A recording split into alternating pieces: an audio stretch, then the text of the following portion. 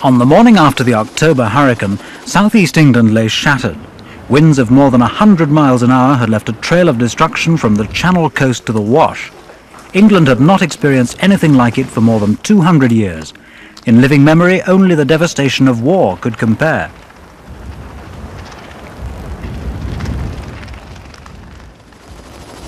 Trees suffered most. In Kent, Surrey and Sussex, about 5 million of them were uprooted and blown down.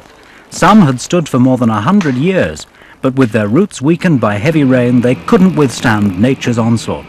1/5 of all the timber in the southeast lay flattened.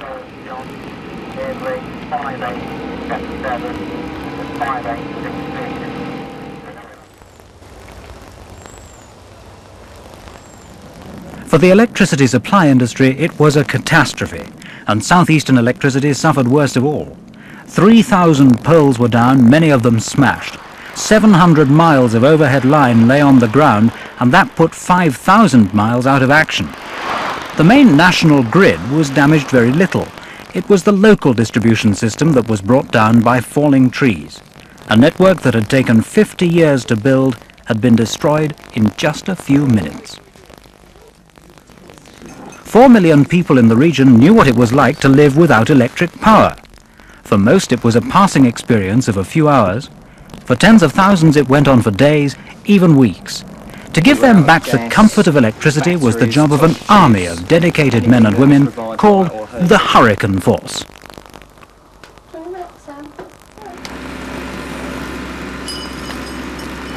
The first job was to clear the trees so that the linesmen and engineers could reach the damaged lines. More than 100 contractors were called in to augment staff teams. While they got to work, the engineers concentrated on restoring power to those parts of the network that were damaged the least, and within a day 9 out of 10 customers had been reconnected. But before the rest could be, something like 25,000 faults had to be put right, most of them caused by falling trees. I found a fir tree on the overhead conductors down in the valley. Yeah. I can take it off. You can, fine. Yeah, so okay, we'll do that first then, get that off, come back, let me know, and then make your way around to the other job, and I'll see you there when I've got these lads working here. Some customers were lucky. Faults that seemed serious turned out to be simpler, and householders advised to expect long delays were delighted to find themselves back on supply. But that kept your hopes going.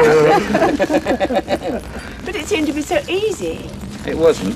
It wasn't, no. We had a bit of luck, actually. It wasn't easy. Southeastern Electricity realized at once that the task they faced was beyond their normal resources, even though their total engineering staff of more than 4,000 was immediately mobilized on an emergency basis. To do the job, the Hurricane Force was mustered from all parts of the British Isles. Soon the familiar Seeboard sign was joined by the symbols of the CEGB and all the regional boards, and from Ireland. Their vans brought supplies and equipment, and above all their skilled workers, 2,500 of them, speaking with the accents of the West Country and Wales, the Midlands and the North, Scotland and Ireland.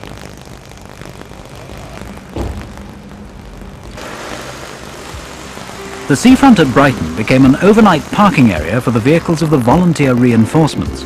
From here, the dawn patrol set off every day for the forests and farms where power lines needed attention to restore supplies.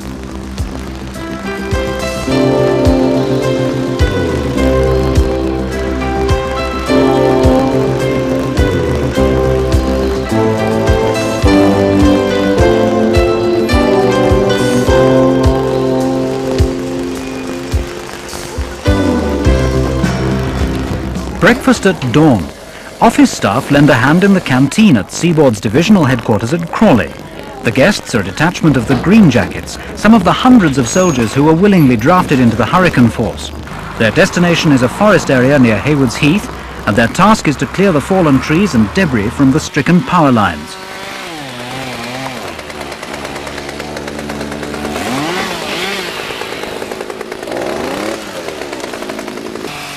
A few miles away, a unit of Gurkhas stationed at Aldershot have a similar task, giving cause to unsheath their traditional kukris to hack at the undergrowth, much as they would in jungle warfare.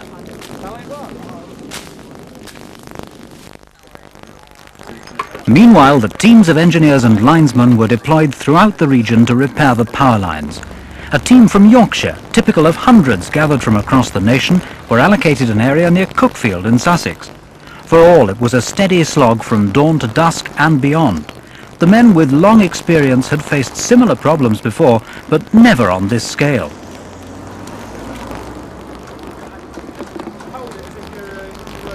This time, in the fading afternoon, the Yorkshiremen struck lucky.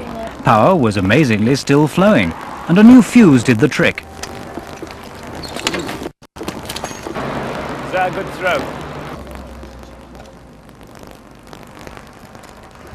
But for Charles Farley and his team, it hadn't been easy going all the way. Well, yesterday we started rebuilding the low voltage feed along this main road here, which is the Staplefield through to Cuckfield Road.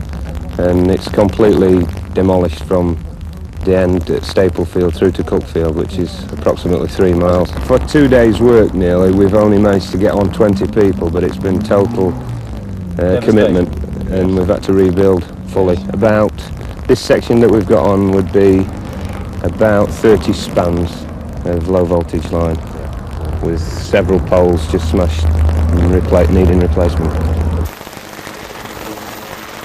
Helicopters proved invaluable. The industry's own small fleet was heavily supplemented from private companies. They were ideal for spotting problem areas and were the only means of carrying personnel and equipment to and from inaccessible locations. Where roads were blocked by fallen trees, the helicopter could do the job.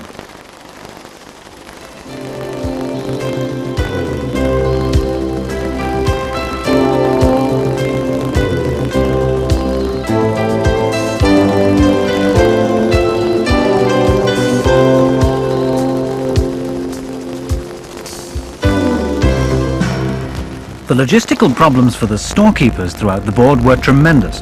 They worked round the clock to keep the men in the field supplied. In a week and a half, South Eastern Electricity used as much material as they'd normally use in a year and a half. Factories worked overtime to meet demand, other regional boards helped out from their stocks, supplies were imported from Europe, Ireland and even America. 50,000 fuses were needed, 4 years' normal supply. 700 miles of overhead line.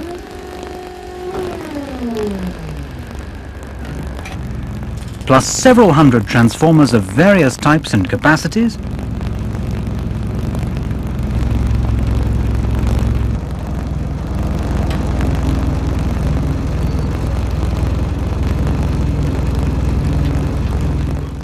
And more than 3,000 wooden poles.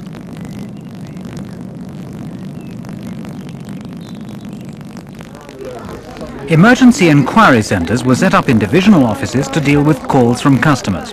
Well over 100,000 calls were received. Which area do you live in, please?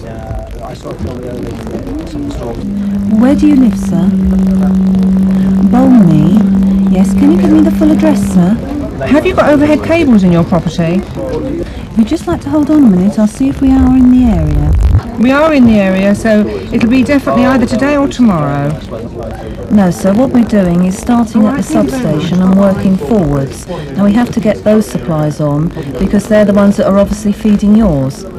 Yes, sir, and then what we do is then move on to the next area. You see, we've got such a large area, we're doing the south of the area and then the north of the area, then we come back to the south to give everybody a fair crack of the whip. Effingham Road out at Copthorne, where a coach brought down some more parts of a tree onto the overhead lines and they had to go back to that. Whether they're continuing with that repair just to get it finished, I don't know, but I feel sure they're going to get it sorted out today. Maintaining a link between the men in the field and the customers was a vital role. So was the job of ordering the equipment to keep the operational teams supplied. The engineers manning the telephones, like all the office staff, worked 18 hours a day or more, snatching a few hours sleep between shifts.